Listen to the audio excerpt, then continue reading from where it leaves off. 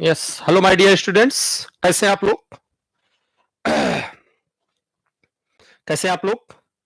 चलिए बच्चों, बच्चों अभी तक जो हम लोग पढ़ रहे हैं, अभी तक जो हम लोग पढ़ रहे हैं, हम मैन्युफैक्चरिंग में, एमपी में, मैन्युफैक्चरिंग में, प्रोडक्शन टेक्नोलॉजी में, उसमें एक इंपॉर्टेंट पड़ाव की ओर धीरे धीरे बढ़ रहे हैं और हम लोगों ने कई इंपॉर्टेंट चीजें पढ़ भी ली हैं। कई इंपॉर्टेंट चीजें पढ़ भी ली हैं। उन इंपॉर्टेंट चीजों का नाम है metal cutting, machine tool technology, casting, और फिर एक दूसरा सबसे इंपॉर्टेंट आया जिसे मेटल फार्मिंग कहा गया। और मेटल फार्मिंग का इंट्रोडक्शन क्लास अभी जो मैंने पढ़ाया वो थोड़ा सा प्रॉपर्टी से, क्योंकि मुझे जहां शुरुआत करनी है, मैं ऐसा नहीं कि कहीं से उठाऊं कहीं शुरू कर दूं, वो मेरा नेचर नहीं है।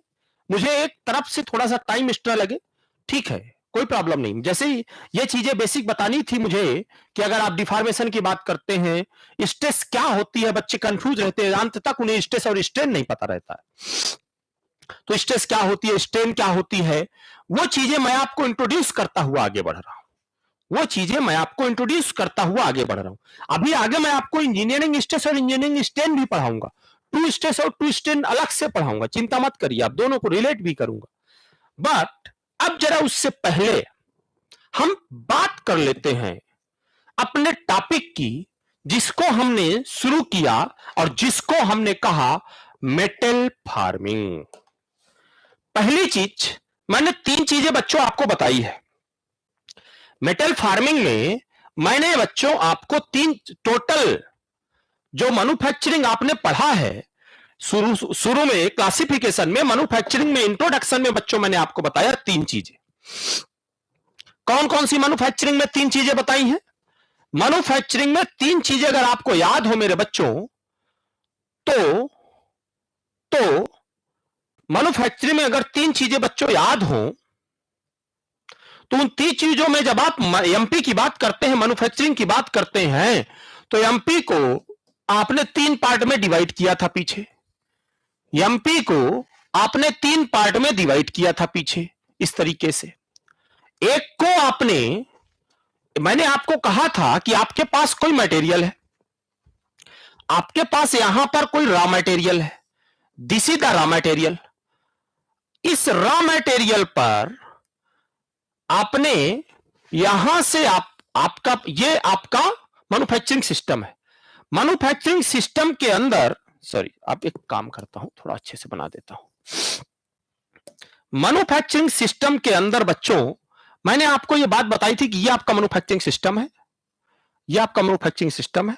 मैन्युफैक्चरिंग सिस्टम के अंदर आपने कहा कि आपके पास यहां पर रॉ मटेरियल है, यहां से एंट्री कराओगे रॉ मटेरियल की, एग्जिट होगा फिनिश प्रोडक्ट, एग्जिट होगा फिनिश प्रोडक्ट।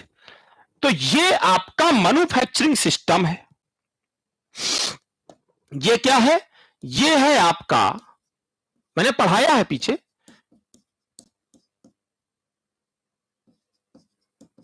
मैन्युफैक्चरिंग सिस्टम है। मैन्युफैक्चरिंग सिस्टम के अंदर आप मशीन का यूज करते हो, मेन का यूज करते हो, मटेरियल का यूज करते हो, इन सब का यूज करते हो, तब जाके आपका यहां से रॉ मटेरियल चलता है। यहां से क्या चलता है बच्चों? यहां से रॉ मटेरियल चलता है और यहां आपको फाइनल प्रोडक्ट मिलता है। और मैंने कहा था manufacturing the process change the shape and size, change the shape and size, change the shape and size and properties with the help of machine, main, material, energy, ये सब अप्लाई करते हो, ये सब अप्लाई करते हो। ये सब जब अप्लाई करते हो तो आप कहते हो, मान लीजिए जब यहां से मटेरियल इंटर करता है, उसका मास मैंने कहा था मान लीजिए m1 है, उसका मास मैंने आपको बताया था मान लीजिए m1 है, और जब यहां बाहर निकला तो उसका मास कितना हो गया? m2 हो गया। उसका मास कितना हो गया? m2 हो गया। अब जो चेंज इन मास है, जो चेंज इन मास है, डीएम की वैल्यू आप कहते हो m2 माइनस m1 के बराबर होगा। आप कहते हो चेंज इन मास किसके बराबर होगा? m2 माइनस m1 के बराबर होगा। ये मैं पीछे पढ़ाया हूं, थोड़ा सा आपको केवल रिवाइज करा रहा हूं। अब ये जो चेंज इन मास है, ये 3 हो सकता है। ये जो चेंज इन मास है, इस चेंज इन मास की 3 कंडीशंस हो सकती हैं। 3 कंडीशंस कौन कौन सी हो सकती हैं, सुनिएगा जरा।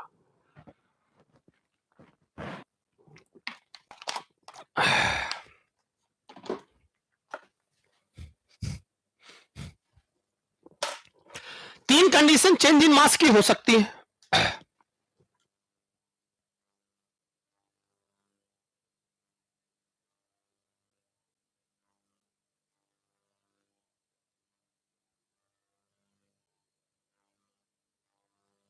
तीन कंडीशन बच्चों कौन कौन सी हो सकती है, सुनिए।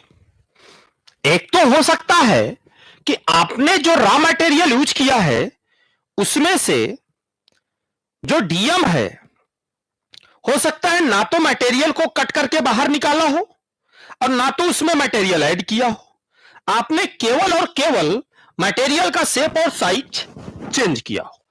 यानी 3 चीजें बच्चों हो सकती हैं। इस डीएम की वैल्यू, यह हो सकता है कि डीएम की वैल्यू 0 हो।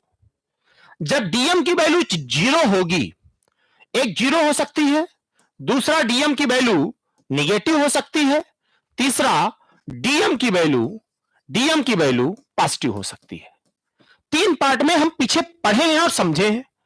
डीएम की वैल्यू 0 का मतलब मेरे बच्चों m2 minus m1 is equal to 0 होगा, हमने पीछे पढ़ा है। ठीक है, m1 माइनस m2 0 का मतलब जितना मास पहले था उतना मास बाद में हुआ, उसके मास में कोई चेंज नहीं आया। उसके मास में बच्चों कोई चेंज नहीं आया। दूसरा क्या हुआ, निगेटिव का मतलब m2 माइनस m1 निगेटिव है। निगेटिव का मतलब m2 is less than m1। भैया m2 m1 से कम हो गया, मतलब मटेरियल को कट करके आपने बाहर निकाल दिया। तीसरा पॉजिटिव का मतलब m2 is greater than m1। m2 is greater than m1 का मतलब हुआ कि आपने मटेरियल को ऐड कर दिया। इन्हीं के नाम पर हमने 3 पार्ट में डिवाइड किया था पूरे मैन्युफैक्चरिंग को। पूरी मैन्युफैक्चरिंग इन्हीं 3 पार्ट में चलती खेलती रहते हैं हम इसी में। ये जो था इसी को हमने कंजर्वेटिव कहा था, इसी को हमने कंजर्वेटिव कहा था। इसको हमने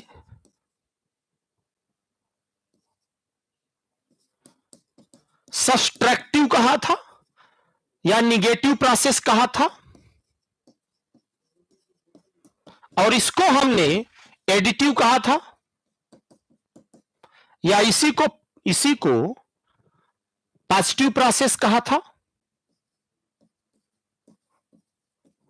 पॉजिटिव प्रोसेस कहा था। कंजर्वेटिव का मतलब मास इज कांस्टेंट, यानी इसमें मास क्या है, कांस्टेंट है। मतलब ना तो कट करके बाहर निकाला, ना तो कट करके हमने, ना तो उसमें मटेरियल ऐड किया। ये जो सब्सट्रैक्टिव वाला था, इसकी पूरी कहानी हमने लगभग पढ़ लिया है। इसकी पूरी कहानी मेरे बच्चों हमने क्या किया है, पढ़ लिया है। इसकी पूरी कहानी मेरे बच्चों हमने क्या किया है, पढ़ लिया है। पूरी कहानी पढ़ लिया। हमने मेटल कटिंग पढ़ा, पूरा है, उसमें सारे मशीनिंग प्रोसेस पढ़े, कुछ मशीन टूल में पढ़े, कुछ सिंगल पॉइंट कटिंग टूल के साथ पढ़े। हमने ये पूरा पढ़ लिया है। ये हम पढ़ेंगे, कुछ जैसे वेल्डिंग पढ़ेंगे, सोल्डरिंग पढ़ेंगे, वो सब पढ़ेंगे हम। ये इसका एक पार्ट हमने पढ़ लिया है जिसे कास्टिंग कहा था, जिसे क्या कहा था, कास्टिंग कहा था। कास्टिंग में भी ना तो मटेरियल ऐड होता है, ना तो मटेरियल रिमूव होता है। जब मटेरियल लिक्विड फॉर्म में उसके शेप और साइज को चेंज करते हैं तो कास्टिंग कहलाता है, वो भी मेटल फार्मिंग का पास है। बट मटेरियल जब सॉलिड फॉर्म में हो, मटेरियल जब सॉलिड फॉर्म में हो और उसमें डाई वगैरह की हेल्प से फोर्स अप्लाई करके उसके शेप और साइज को चेंज करते हैं, उसी को हमने एक नाम दिया जिसे मेटल फार्मिंग प्रोसेस कहा गया। जब सॉलिड फॉर्म में हो, उसमें अप्लाई करें लोड को, और उसके शेप और साइज को चेंज किया जाए, उसी को मेटल फार्मिंग प्रोसेस कहा गया। वही कौन सा प्रोसेस कहलाता है? Metal farming process. यानी हमने सॉलिड में, मटेरियल कैसा है? सॉलिड है। सॉलिड में आपने डाई की हेल्प से उसके शेप और साइज को चेंज किया, शेप और साइज को चेंज किया, तो उसे आप मेटल फार्मिंग कहते हैं। मेटल फार्मिंग कहते हैं। उसे क्या कहते हैं मेरे बच्चों? उसी को हम लोग मेटल फार्मिंग कहते हैं। मतलब हम ना तो मटेरियल रिमूव करेंगे, ना तो मटेरियल ऐड करेंगे, ना तो मटेरियल रिमूव करेंगे। मेरी बातों को ध्यान से सुनिएगा। ना तो मटेरियल रिमूव करेंगे, ना तो मटेरियल ऐड करेंगे, ना तो मटेरियल रिमूव करेंगे, ना तो मटेरियल ऐड करेंगे, ना तो मटेरियल को लिक्विड बनाएंगे। मटेरियल सॉलिड में है, सॉलिड रहेगा। मटेरियल सॉलिड है, सॉलिड रहेगा। उस सॉलिड रहते हुए मटेरियल के फोर्स अप्लाई करके, लोड अप्लाई करके, प्लास्टिक डिफॉर्मेशन करके, उसके शेप और साइज को चेंज करके एक डिजायर प्रोडक्ट बना दिया जाए, उसकी प्रॉपर्टी उसके अंदर ला दिया जाए, जो कि यूजफुल प्रोडक्ट में बन जाए। That is the metal farming process. That is the metal farming process. बात क्लियर हुई? बात समझ में इतनी आई?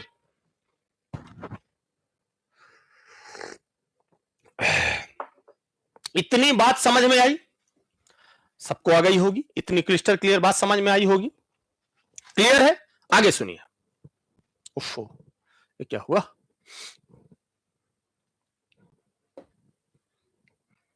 चलो, अब फार्मिंग क्या है? Farming, metal farming.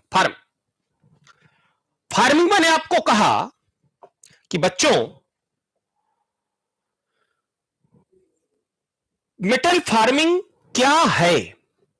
Metal farming क्या है? तो मेटल फार्मिंग मैंने फिर से वही कहा, एक मैन्युफैक्चरिंग प्रोसेस है। क्या है ये? मेटल फार्मिंग और farming is a manufacturing process. Metal farming मैं आगे लिखता हूं। हम यहां पे बात करने वाले हैं मेटल फार्मिंग की, या सिर्फ लिख दूं मैं फार्मिंग, कोई फर्क नहीं पड़ता।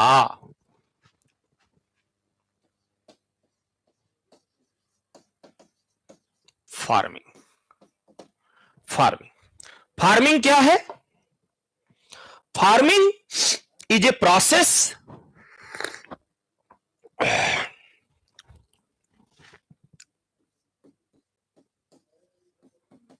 Farming is a process. Farming क्या है? फार्मिंग एक प्रोसेस है। कैसा प्रोसेस है? मैन्युफैक्चरिंग प्रोसेस है। कैसा प्रोसेस है? Farming is a manufacturing process. Farming is a manufacturing process in which, उसके अंदर क्या करते हैं?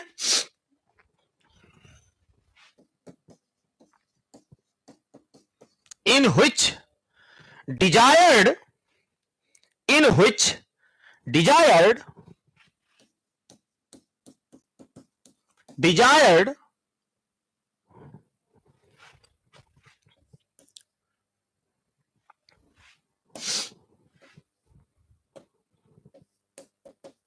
size and shape, in which desired size and shape, ठीक है?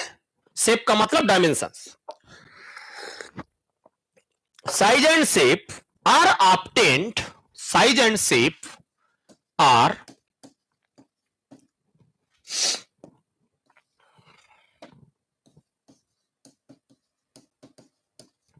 obtained, size and shape are obtained through किसके through the plastic deformation of the material,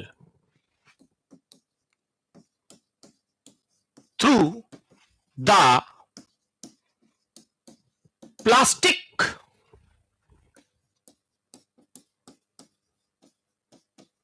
deformation of the materials through the plastic deformation of the materials through the plastic deformation of the materials। बात clear है?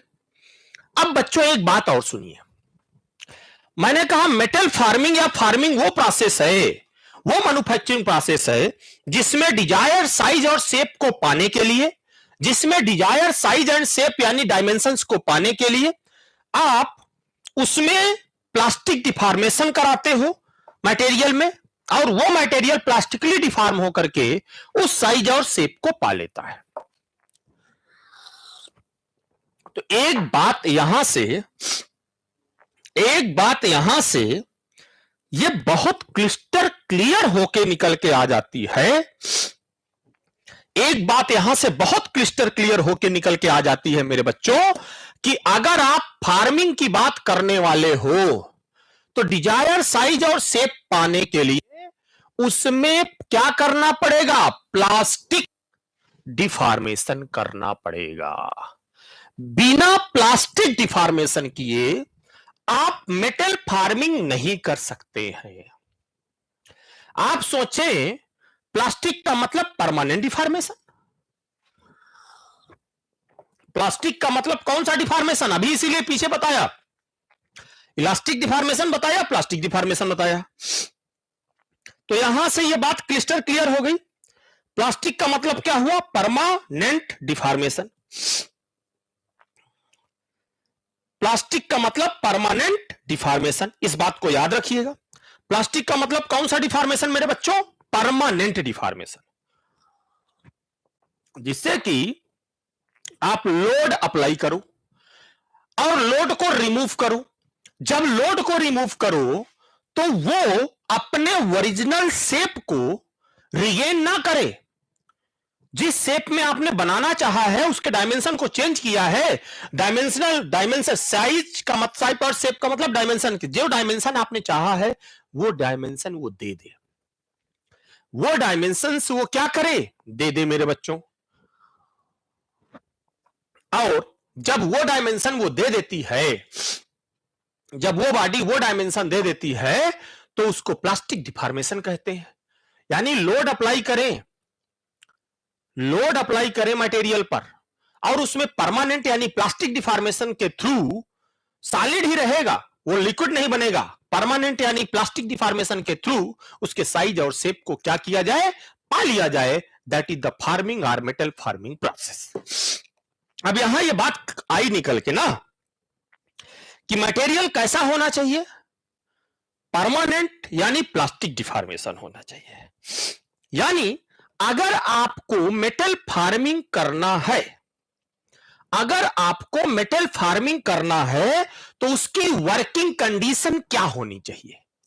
अगर आपको metal farming करना है तो मेरे बच्चों उसकी वर्किंग कंडीशन क्या होनी चाहिए? नए पेज पे लेता हूं। तो उसकी वर्किंग कंडीशन बच्चों क्या होनी चाहिए, यहां से आपको समझ में आ जाएगा एकदम क्लिस्टर क्लियर। एक एक चीज तोड़ तोड़ के बताऊंगा आपको, बहुत मजा आने वाला है, टेंशन मत लेना। आप जरा देखिए इसकी वर्किंग कंडीशन।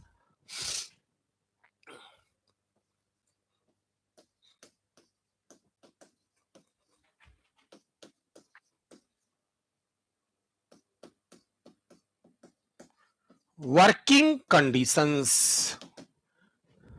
वर्किंग कंडीशंस सुनिए। जब आप मेटल फार्मिंग की बात कर रहे हैं उसकी वर्किंग कंडीशन क्या होनी चाहिए? मान लीजिए मैं आपको एक स्ट्रेस स्ट्रेन डायग्राम दिखाऊं और बताऊं, सुनिएगा मेरी बात को। अगर मैं आपको एक स्ट्रेस स्ट्रेन डायग्राम दिखाऊं और बताऊं मेरे बच्चों, तो आपको यह बात कही जाती है, यह बात कही जाती है कि बच्चों क्या बात कही जाती है? आपको स्ट्रेस स्ट्रेन डायग्राम मान लीजिए मैं माइल्ड स्टील का ही दिखाऊं जो सबसे पॉपुलर है, तो माइल्ड स्टील के डायग्राम कुछ ऐसा बनता है स्ट्रेस स्ट्रेन का।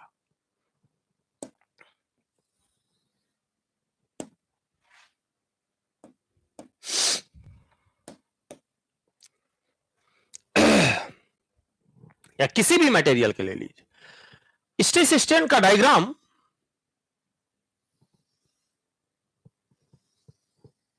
ऐसा कुछ बनता है, that is the stress strain diagram, that is the stress strain diagram. और इसी स्ट्रेस स्ट्रेन डायग्राम की जब आप बात करते हो तो ये सिग्मा है, इधर एप्सिलॉन है, यही बनाते हो ना, ये सिग्मा है और ये एप्सिलॉन है। आपका जो इसमें यील्ड पॉइंट है, चाहे लोअर यील्ड पॉइंट ले ली, जनरली लोअर यील्ड पॉइंट ही लिया जाता है, अपर यील्ड पॉइंट नहीं लिया जाता है। तो इलास्टिक लिमिट तक यील्डिंग जहां से होगी उससे पहले यील्ड स्ट्रेंथ यानी जो वर्किंग है, आप कहते हो कि मान लीजिए आपका ये ऑब्जेक्ट जो है,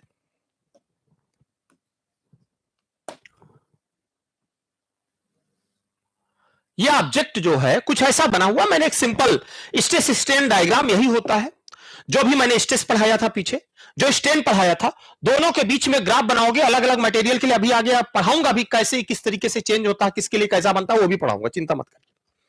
बट पहले इंट्रोडक्शन, तो जो स्ट्रेस स्ट्रेन डायग्राम है, ये आपका पॉइंट, इस पर कई पॉइंट होते हैं स्ट्रेस स्ट्रेन डायग्राम में, यहां तक कहते हो प्रोपोर्शनल लिमिट है, यहां तक कहीं कहते हो प्रोपोर्शनल लिमिट है, यहां तक इलास्टिक लिमिट है, ये आपका इलास्टिक लिमिट है। इसके बाद इसमें परमानेंट प्लास्टिक डिफॉर्मेशन स्टार्ट हो जाएगा। जब आप इलास्टिक लिमिट की बात करते हैं तो ये पॉइंट है, कौन सा पॉइंट है, इलास्टिक लिमिट की मेरे बच्चों जब आप बात करते हैं तो इलास्टिक लिमिट अगर आप देखिए तो this is the elastic limit, यही रेंज है इलास्टिक लिमिट की, this is the elastic limit, this is the elastic limit, यही तो इलास्टिक लिमिट है। ठीक है, ये रेंज आपकी जो इधर वाली रेंज है ये आपकी इलास्टिक है, यानी this is the elastic limit,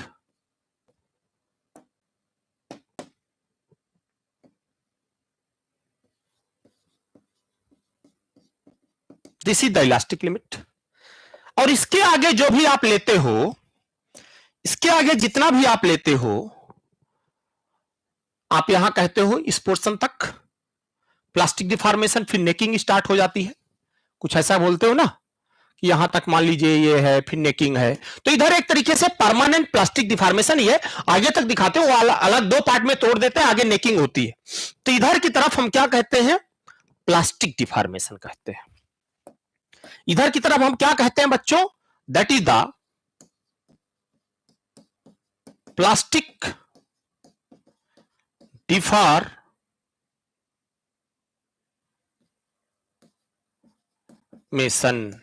that is the plastic deformation.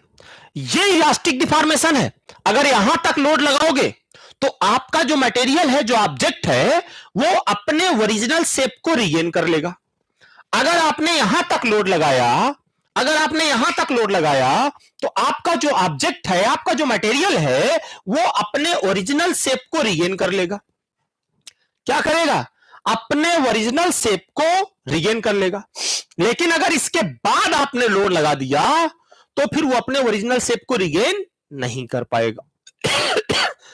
जो डिजाइन ऑफ द मटेरियल्स है, जैसे design of material, strength of material कहते हो, सोम कहते हो, हमेशा जैसे कोई बीम बनी हुई है बच्चों, हमेशा जैसे कोई बीम बनी हुई है, उस बीम की डिजाइन, बीम यहां मान लीजिए कमरा बड़ा सा है, आपको बीम बनाना है, तो बीम कैसी होनी चाहिए, बीम कैसी होनी चाहिए भैया, जब आप बीम की बात करें, तो बीम ऐसी होनी चाहिए मेरे बच्चों, बीम ऐसी होनी चाहिए कि उस पर आप लोड लगाने के बाद उस पर कभी भी परमानेंट डिफॉर्मेशन नहीं होना चाहिए। इसी को सेफ डिजाइन कंडीशन कहा जाता है, मशीन डिजाइन में पढ़ाया जाएगा, इसी को या पढ़ाया गया होगा, इसी को सेफ डिजाइन कंडीशन कहा जाता है। ठीक है, तो इसका मतलब जो लोग सोम पढ़ते हैं, स्ट्रेंथ ऑफ मटेरियल पढ़ते हैं, वो अपने कंपोनेंट की जो डिजाइन करवाते हैं, एनालिसिस करते हैं, वो कहते हैं कि भैया अप टू इलास्टिक लिमिट बात करो। अगर उसमें अगर बीम में, मैं अगर एग्जांपल ले लूं एक, कि मान लीजिए कोई बीम है, मान लीजिए ये बीम है, मान लीजिए दूसरी बीम ये है, ये बीम है, इस पर आपकी सिंपली सपोर्टेड बीम ले लो, इस पर आप सिंपली सपोर्टेड बीम ले लो, नीचे से ये है,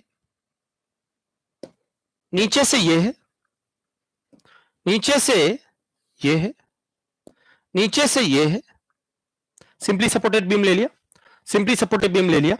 आपने इस पर ऊपर से लगाया कोई लोड और इस पर लगाया लोड। आपने जब कम लोड लगाया, मान लीजिए 100 यूनिट लगाया, 100, और आपने 500 लगाया, तो इसमें हल्का सा डिफॉर्मेशन हुआ, बहुत हल्का सा, और जैसे ही लोड को रिमूव करोगे ये अपने ओरिजिनल शेप पे आ जाएगा।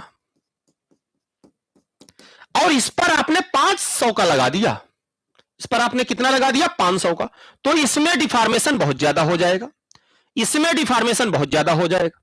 जब इसमें डिफॉर्मेशन ज्यादा हो जाएगा तो ये परमानेंट डिफॉर्मेशन हो जाएगा, ये परमानेंट हो जाएगा, और ये इलास्टिक है। यानी अब आपके कमरे में बीम है, आपने इतना लोड लगाया, वो इतना सस्टेनेबल है, इलास्टिक लिमिट तक वापस अपने शेप में चली जा रही है। लेकिन आपने जैसे ही ये लोड लगाया वो डिफॉर्म हो गई, अगर टेढ़ी हो गई तो घर की कहानी खत्म।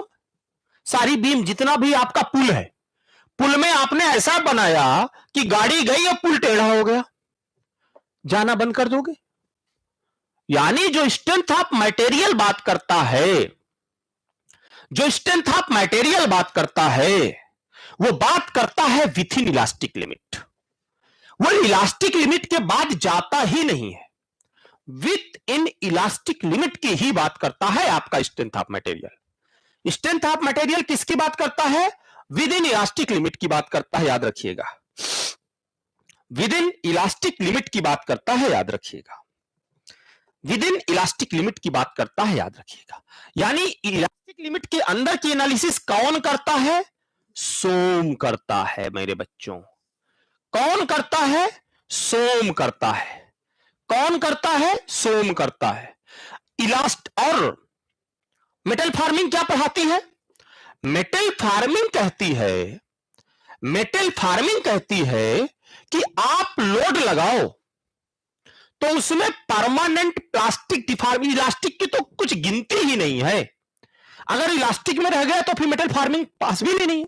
लोड लगा के शेप और साइज को पाना है, लोड लगा के शेप और साइज को पाना है, लोड लगा के शेप और साइज को पाना है। इसका मतलब उसमें परमानेंट प्लास्टिक डिफॉर्मेशन होना चाहिए।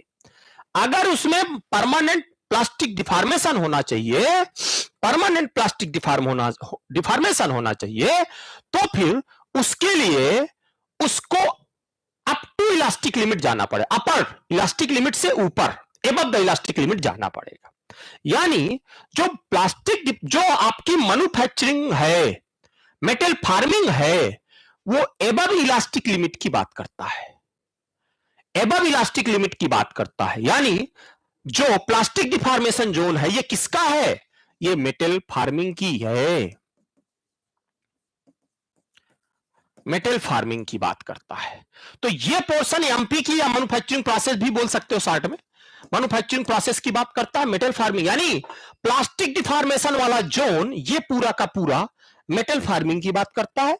इसके इधर इलास्टिक वाला जोन आपका कौन बात करता है, सोम।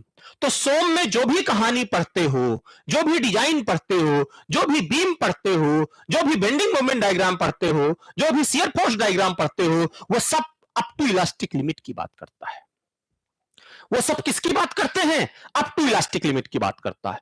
जो भी फोर्स और जब आप प्लास्टिक डिफॉर्मेशन की तरफ मूव करते हो, जब आप प्लास्टिक डिफॉर्मेशन की तरफ मूव करते हो, वो सब के सब प्लास्टिक डिफॉर्मेशन में। यानी अगर आपको मेटल फार्मिंग की बात करनी है तो ये मेटल फार्मिंग की बात बच्चों कौन करने वाला है, कौन करने वाला है, आपका एबव द इलास्टिक लिमिट करेगा। यानी एबव द इलास्टिक लिमिट की बात, above elastic limit stress strain में ये किसका एरिया है, ये मैन्युफैक्चरिंग का एरिया है, मेटल फार्मिंग का एरिया है।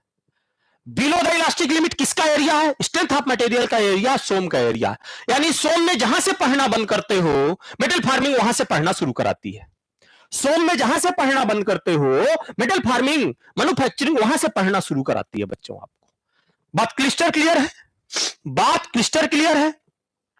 मेटल फार्मिंग जहां से पढ़ना बंद कराती है, जहां से आपकी स्ट्रेंथ ऑफ मटेरियल यानी सोम पढ़ना बंद कराती है, वहां से आपकी मेटल फार्मिंग पढ़ना शुरू कराती है। वहां से आपकी मेटल फार्मिंग पढ़ना शुरू कराती है। जैसे मेरे बच्चों, आप गेट का एग्जाम देते हैं, जेई का एग्जाम, जो लोग गेट का एग्जाम देते हैं, जो लोग जेई का एग्जाम देते हैं, इन जनरल अपने कॉलेजों में, इस इंजीनियरिंग कॉलेज में या डिप्लोमा में, हम जहां से पढ़ना बंद कर देते हैं, जनरली गेट के लिए बहुत फिट होता है, बहुत ज्यादा, मैन्युफैक्चरिंग में तो खासकर फिट होता है, गेट के लिए एकदम फिट डायलॉग होता है, यही सच्चाई भी है। जहां से पढ़ना बंद करते हैं, गेट वहां से पूछना शुरू करता है। जहां से हम पढ़ना बंद करते हैं, वहां से गेट पूछना शुरू करता है। तो ये प्लास्टिक समझ रहे हैं, वही हाल इसका है। जहां से सोम में एनालिसिस बंद करते हो, वहां से मेटल फार्मिंग एनालिसिस शुरू करती है। इसको मानती नहीं कुछ भी, वहां से मेटल फार्मिंग एनालिसिस शुरू करती है। तो मेटल फार्मिंग की एनालिसिस हम परमानेंट प्लास्टिक डिफॉर्मेशन के साथ शेप और साइज की बात करते हैं। इसका मतलब यह हुआ कि वर्किंग कंडीशन कैसी होनी चाहिए मेरे बच्चों? वर्किंग कंडीशन कैसी होनी चाहिए? वर्किंग कंडीशन कैसी होनी चाहिए मेरे बच्चों? वर्किंग कंडीशन कैसी होनी चाहिए? वर्किंग कंडीशन कैसी होनी चाहिए मेरे बच्चों? वर्किंग कंडीशन मैंने लिखा, यानी पहली चीज तो यह कि जो स्ट्रेस लगे वो आपकी इलास्टिक लिमिट, यानी वर्किंग जो है, जो इल्ड है, इल्ड पॉइंट जहां से इल्डिंग स्टार्ट हो, जहां से इल्डिंग स्टार्ट हो, इल्ड पॉइंट के बाद स्ट्रेस होना चाहिए। यानी जो सिग्मा वर्किंग होना चाहिए must be greater than yield stress. यानी वर्किंग कंडीशन क्या होगी? जो स्ट्रेस डेवलप हो रही है, वो स्ट्रेस क्या होनी चाहिए? जो आपकी सिग्मा वर्किंग है, जो आपकी सिग्मा वर्किंग है, must be greater than, must be greater than, sigma जो वर्किंग है वो मस्ट बी कितना होना चाहिए? Greater than. किसके ग्रेटर देन? किसके ग्रेटर देन मेरे बच्चों? किससे ज्यादा? आपकी इल्ड स्ट्रेंथ से ज्यादा, आपकी इल्ड स्ट्रेंथ से ज्यादा, जिससे कि उसमें परमानेंट डिफॉर्मेशन हो जाए। Must be greater than sigma yield, must be greater than sigma yield. ठीक है, सिग्मा इल्ड। और कम किससे होना चाहिए? देखिए, एक्चुअली कम तो आप यहां तक चले जाओ, फ्रैक्चर तक, लेकिन आपको यह बात पता है कि इस ग्राफ में यह मेरा अल्टीमेट होगा। जहां मैक्सिमम स्ट्रेंथ है वही मेरा क्या है बच्चों? अल्टीमेट है। वही मेरा क्या है? अल्टीमेट है। यानी ये मेरी है सिग्मा अल्टीमेट, सिग्मा अल्टीमेट, और ये है सिग्मा फ्रैक्चर। भैया इसके बाद तो नेकिंग स्टार्ट हो जाती है ना। नेकिंग का मतलब एरिया कहीं कम होने लगेगा बहुत ज्यादा, जहां तेजी से एरिया कम होने लगा तो फिर वो प्रॉब्लम क्रिएट करेगा। तो कहते तो हैं above the yield strength less than fracture strength, but उसको फ्रैक्चर ना कह के आप उसको क्या बोलो? अल्टीमेट। अल्टीमेट तक जाइए, उससे ज्यादा मत जाइए, नहीं तो वो प्रॉब्लम क्रिएट करेगा। तो ये कह सकते हैं भैया जो आपकी वर्किंग कंडीशन है वो above the yield strength but less than fracture strength of the material, या less than ultimate strength of the material, less than ultimate strength of the material, या less than fracture strength of the material, ये भी लिखा रहता है। तो fracture strength का मतलब ये, इसके बाद नेकिंग स्टार्ट होगी तो फ्रैक्चर, तो अल्टीमेट लिख दीजिए, ज्यादा बेटर ऑप्शन, ज्यादा बेटर होता है। तो किससे ज्यादा होना चाहिए? अल्टीमेट से। This working condition sigma working is greater than, sigma working is greater than sigma yield and sigma working is less than sigma ultimate. Sigma working is greater than sigma yield and sigma working is less than sigma ultimate, जो इसकी ultimate strength है उससे क्या होना चाहिए मेरे बच्चों? कम होनी चाहिए। उससे क्या होना चाहिए मेरे बच्चों? कम होनी चाहिए।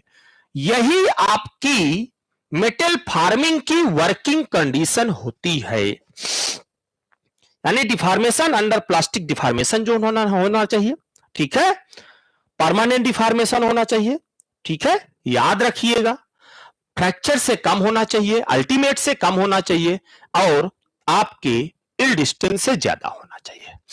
यानी आप इसको एक वर्ड में ऐसे लिख सकते हो, वो क्या चल रहा है, एक वर्ड में ऐसे भी लिख सकते हो कि सिग्मा जो यील्ड है less than sigma working is less than sigma you ultimate. यही पढ़ते हो ना? अरे यही पढ़ते हो ना? This is the working condition, this is the working condition for metal farming. ये क्वेश्चन पूछा जाता है, this is the objective question मेरे बच्चों। ये क्या है? ये ऑब्जेक्टिव क्वेश्चन है।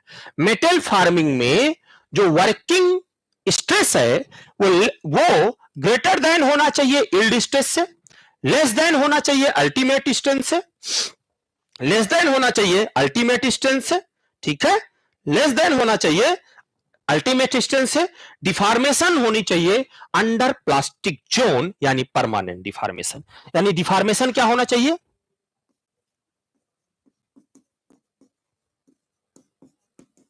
डिफॉर्मेशन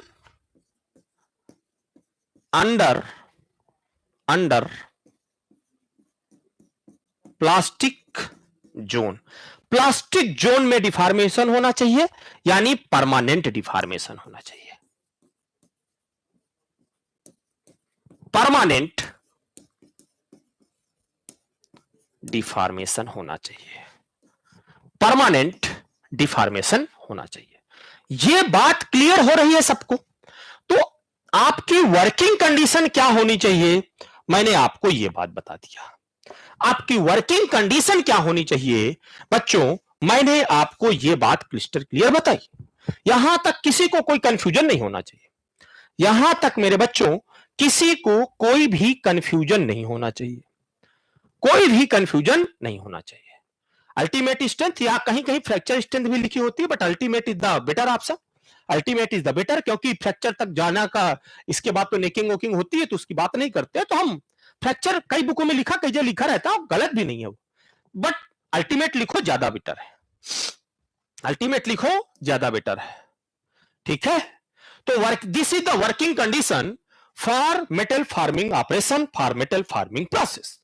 और इसी के साथ अगर मैं प्लास्टिक डिफॉर्मेशन को क्लासिफाई करना चाहूं, मेटल फार्मिंग को क्लासिफाई करना चाहूं, तो मेरे पास दो तरीके क्लासिफाई हैं, मेरे पास दो तरीके हैं मेटल फार्मिंग को क्लासिफाई कर, दो तरीके से मैं मेटल फार्मिंग कर सकता हूं, दो तरीके से बच्चों मैं मेटल फार्मिंग की बात कर सकता हूं। सुनिएगा जरा ध्यान से। जो प्लास्टिक डिफॉर्मेशन है वो दो तरीके से होता है, यानी जो मेटल फार्मिंग है, जो प्लास्टिक डिफॉर्मेशन है वो दो तरीके से होता है। कैसे होता है सुनिए, कैसे होता है सुनिए। प्लास्टिक डिफॉर्मेशन दो तरीके से होता है, कैसे होता है सुनते जाइए। कैसे होता है, हाँ एक चीज और यहीं पे बता दूं। अब जो आपके, चलिए कोई बात नहीं, पहले हम उसी को पढ़ लेते हैं। प्लास्टिक डिफॉर्मेशन या मेटल फार्मिंग दो तरीके से, मेटल फार्मिंग दो तरीके से हम बात करते हैं मेटल फार्मिंग की। मेटल फार्मिंग, मेटल फार्मिंग को मैंने कहा दो तरीके से क्लासिफाई कर सकते हैं, मेटल फार्मिंग को आप दो तरीके से क्लासिफाई कर सकते हैं, दो तरीके से क्लासिफाई कर सकते हैं। एक क्लासिफिकेशन, सुनिएगा मेरी बात को ध्यान से,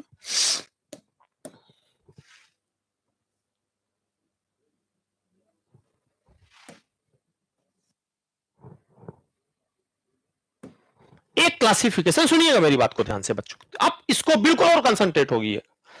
आपके पास जो ऑब्जेक्ट होगा, जो मटेरियल होगा, जो ऑब्जेक्ट आपके पास अवेलेबल है, यानी जिस ऑब्जेक्ट की हम बात करने जा रहे हैं मेरे बच्चों, जिस ऑब्जेक्ट की बात करने जा रहे हैं, उस ऑब्जेक्ट में एक वॉल्यूम होगा, दोनों तरफ ऑब्जेक्ट लिख देते हैं, उस ऑब्जेक्ट का कुछ वॉल्यूम होगा। मान लीजिए आपके पास जो ऑब्जेक्ट है, आपके पास जो ऑब्जेक्ट है उसका वॉल्यूम अपॉन सरफेस एरिया पहले भी पढ़ा है आपने, और दूसरा ऑब्जेक्ट उसका भी वॉल्यूम अपॉन सरफेस, पूरा लिख दिया, वॉल्यूम अपॉन सरफेस एरिया, चूंकि पूरा लिखने पर ज्यादा हो जाएगा बच्चों तो इसलिए मैं छोटा लिखूंगा, वॉल्यूम अपॉन सरफेस एरिया। जो वॉल्यूम अपॉन सरफेस एरिया है, जो वॉल्यूम अपॉन सरफेस एरिया है, आपके पास दो तरीके के ऑब्जेक्ट हो सकते हैं। एक का वॉल्यूम अपॉन सरफेस एरिया, एक का volume upon surface area high हो सकता है, एक का volume upon surface area high हो सकता है, एक का volume upon surface area low हो सकता है। तो volume upon surface area high, volume upon surface area low, volume upon surface area low. अब वॉल्यूम अपॉन सरफेस एरिया क्या हो, हाई किसका होगा? Volume upon surface area high किसका होगा? जैसे मान लीजिए कोई आपके पास एक क्यूब है,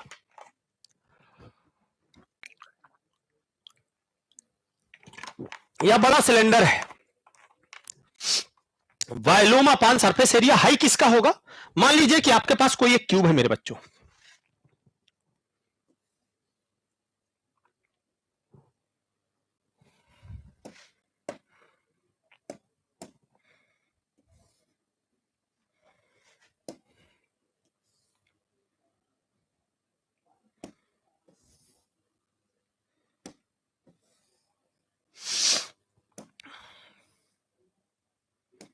मान लीजिए कोई क्यूब है, ठीक है,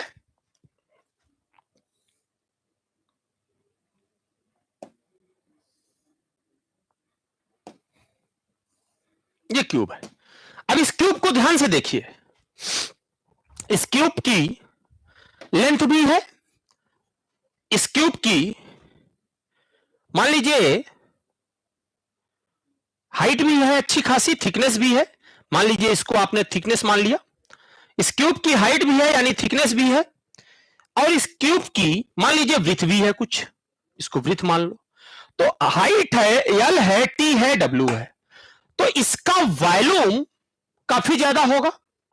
सरफेस एरिया, आपका सरफेस एरिया अगर आप देखें तो इसका सरफेस एरिया मान लीजिए ऊपर का सरफेस ये है, इधर का सरफेस ये है, सामने का सरफेस ये है, इन सब का सरफेस एरिया, तो ऐसे ऑब्जेक्ट का वॉल्यूम अपॉन सरफेस एरिया काफी हाई होगा, इसका वॉल्यूम ज्यादा होगा, इसका सरफेस एरिया कम होगा। अब इसका वॉल्यूम ज्यादा है, सरफेस एरिया कम है, तो वॉल्यूम अपॉन सरफेस एरिया का रेशियो काफी हाई होने वाला है, काफी क्या होने वाला है? हाई होने वाला है। अब मैं क्या करूं? अब मैं इसी ऑब्जेक्ट के क्या करूं? इसी ऑब्जेक्ट पे मारूं हथौड़ा, और हथौड़ा मार मार के इसको चपका करके बना दूं ऐसी सीट, इसको चपका करके बच्चों बना दूं ऐसी सीट। जब ये ऐसी सीट या प्लेट के रूप में कुछ बन जाए जिसकी थिकनेस मैं कर दूं कम, यानी जिसको थिकनेस कर दूं कम, तो जैसे जैसे चपकाऊंगा, जैसे जैसे इसमें मारूंगा, इसका सरफेस एरिया बढ़ता चला जाएगा, सरफेस एरिया इतने से इतना हो जाएगा।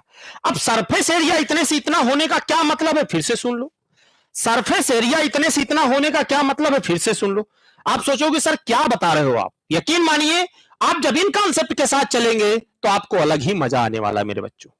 यकीन मानिए, आप जब इन कॉन्सेप्ट के साथ चलेंगे तो आपको मेरे बच्चों बहुत अलग मजा आने वाला है, बहुत अलग मजा आने वाला है। आपको लगेगा कि आपने कुछ अलग पढ़ा है बच्चों मेरे, आपने कुछ अलग पढ़ा है, ये आपको फील होगा। क्या होगा? फील होगा। ठीक है, देखिए यहां पे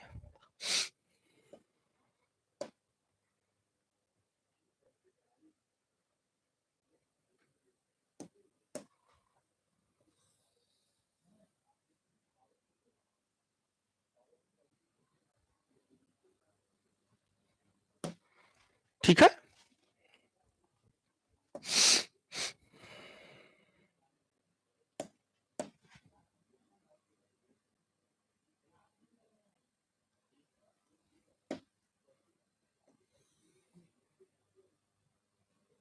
ये देखिए, मैंने इस ऑब्जेक्ट को इस पे लोड लगा के मार मार के पचका पचका करके थिकनेस को कम कर दिया। अब इसकी थिकनेस जो आ गई मेरे बच्चों, वो ये आ गई। इसकी थिकनेस ये आ गई, मान लीजिए ये थिकनेस हो गई। तो ये जो थिकनेस आ गई, जिसकी थिकनेस बहुत कम हो गई, जिसकी थिकनेस क्या हो गई, बहुत कम हो गई, जिसकी थिकनेस बहुत कम हो गई मेरे बच्चों, इसी को बोल दिया गया सीट मेटल। इसकी थिकनेस बहुत कम हो गई तो ये क्या हो गया, सीट मेटल हो गई। ठीक है, ये लेंथ है टोटल, ये इसकी ब्रीथ है। बट अब इसका सरफेस एरिया देखिए, इसका सरफेस एरिया देखिए, इसका सरफेस एरिया कम है इसके रिस्पेक्ट में बहुत, तो इसका वॉल्यूम अपॉन सरफेस एरिया लो होगा। जिनका वॉल्यूम अपॉन सरफेस एरिया लो होता है उनको सीट मेटल ऑपरेशन कहा जाता है। तो ऐसे ऑपरेशन जिनका वॉल्यूम अपॉन सरफेस एरिया कम होता है उनको सीट मेटल ऑपरेशन कहा जाता है। उनको क्या कहा जाता है, सीट मेटल ऑपरेशन कहा जाता है। यानी ये जिनका वॉल्यूम, जो ये सीट टाइप बन जाए, जिनकी थिकनेस कम हो जाए, ऐसे ऑब्जेक्ट को सीट मेटल ऑपरेशन कहा जाता है। ऐसे ऑब्जेक्ट को क्या कहा जाता है, सीट मेटल ऑपरेशन कहा जाता है। बात क्लियर है। तो ये वाले ऑपरेशन जो कहलाएंगे, ये ऑपरेशन आपको मेटल फार्मिंग जो पढ़ना है, ये कहलाएंगे सीट मेटल ऑपरेशंस। ये कहलाएंगे सीट मेटल ऑपरेशंस। और ये जिनका वॉल्यूम अपॉन सरफेस एरिया ज्यादा होगा, जिनका वॉल्यूम अपॉन सरफेस एरिया ज्यादा होगा, इनका नाम कहा जाता है बल्क डिफॉर्मिंग प्रोसेस या बल्क डिफॉर्मेशन। ये क्या कहलाएंगे, बल्क डिफॉर्मेशन प्रोसेस। ये क्या कहलाएंगे, बल्क डिफॉर्मेशन प्रोसेस। ये क्या कहलाएंगे, बल्क डिफॉर्मेशन प्रोसेस। तो ये बल्क डिफॉर्मेशन प्रोसेस कहलाएंगे और ये सीट मेटल ऑपरेशन कहलाएंगे। ये सीट मेटल ऑपरेशन कहलाएंगे जिनकी थिकनेस बहुत कम होती है उसको, और जिनका वॉल्यूम अपॉन सरफेस एरिया बहुत लो हो। जिनका volume upon surface area high हो वो बल्क डिफॉर्मेशन कहलाएंगे। जिनका वॉल्यूम अपॉन सरफेस एरिया कम होगा वो क्या कहलाएंगे, सीट मेटल ऑपरेशन कहलाएंगे। अब इस बल्क डिफॉर्मेशन में कौन कौन से प्रोसेस आते हैं आप सब जानते हैं। बल्क डिफॉर्मेशन में कौन कौन से प्रोसेस आते हैं, पीछे लिखे हुए थे, मुझे लगता है ये पीछे लिखे हैं बल्क डिफॉर्मेशन में बच्चों। बल्क डिफॉर्मेशन के ये सारे प्रोसेस कहां लिखे हुए हैं, सारे प्रोसेस कहां लिखे हुए, ये these are the bulk deformation, rolling, forging, extrusion, drawing. Rolling, forging, extrusion and drawing. Rolling, forging, extrusion and drawing, these are basically bulk deformation process. तो अगर बल्क डिफॉर्मेशन की एग्जांपल कोई पूछे तो इन्हीं का नाम बताइएगा। ये जो पीछे लिखे हैं, ये जो पीछे लिखे हैं, ये जो पीछे लिखे हैं बल्क वाले में, जो बल्क डिफॉर्मेशन वाले हैं,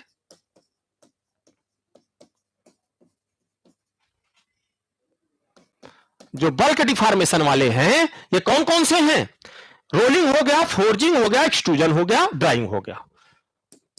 इन्हीं को पढ़ेंगे। रोलिंग पढ़ना है,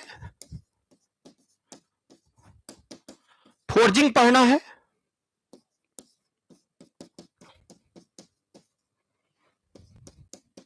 एक्सट्रूजन पढ़ना है,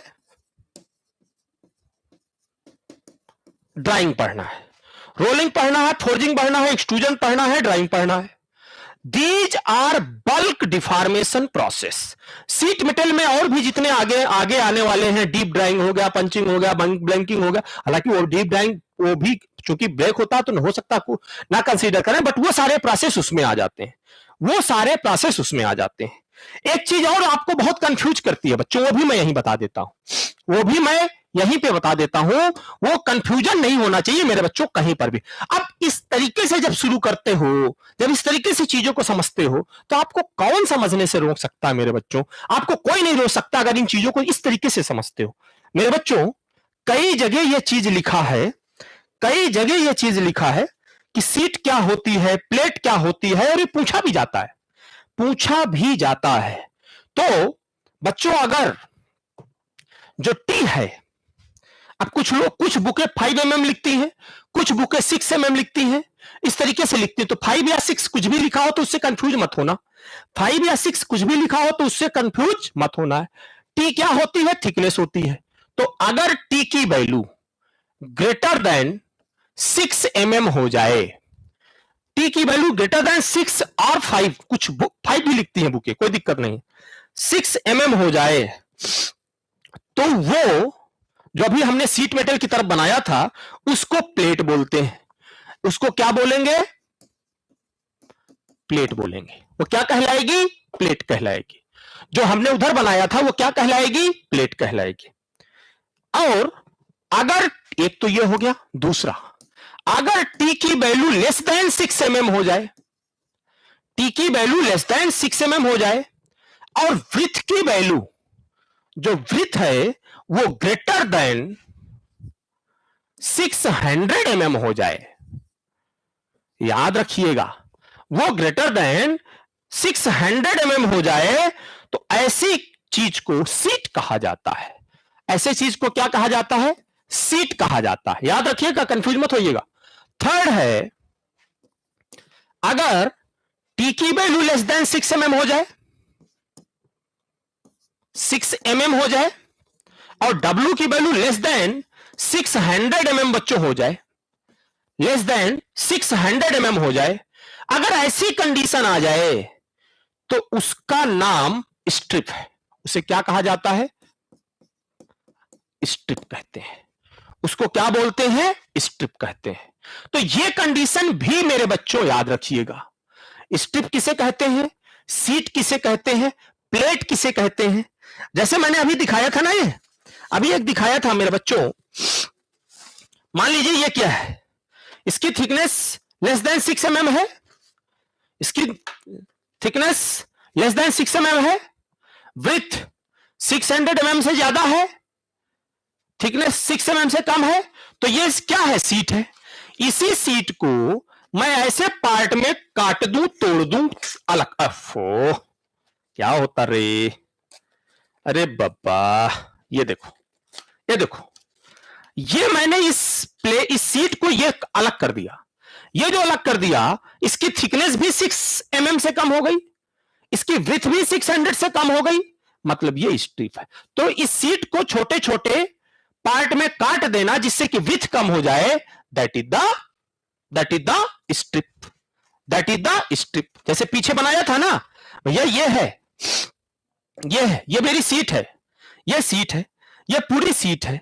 अगर इसी सीट को मैं छोटे छोटे पार्ट में विड्थ में ऐसे, ये मेरी डब्ल्यू है, ये मेरी डब्ल्यू है, और ये मेरी लेंथ है, इस डब्ल्यू को मैं छोटे छोटे पार्ट में डिवाइड कर दूं, यस, इस डब्ल्यू को मैं छोटे छोटे पार्ट में डिवाइड कर दूं, तो ये क्या बन जाएंगी मेरे बच्चों?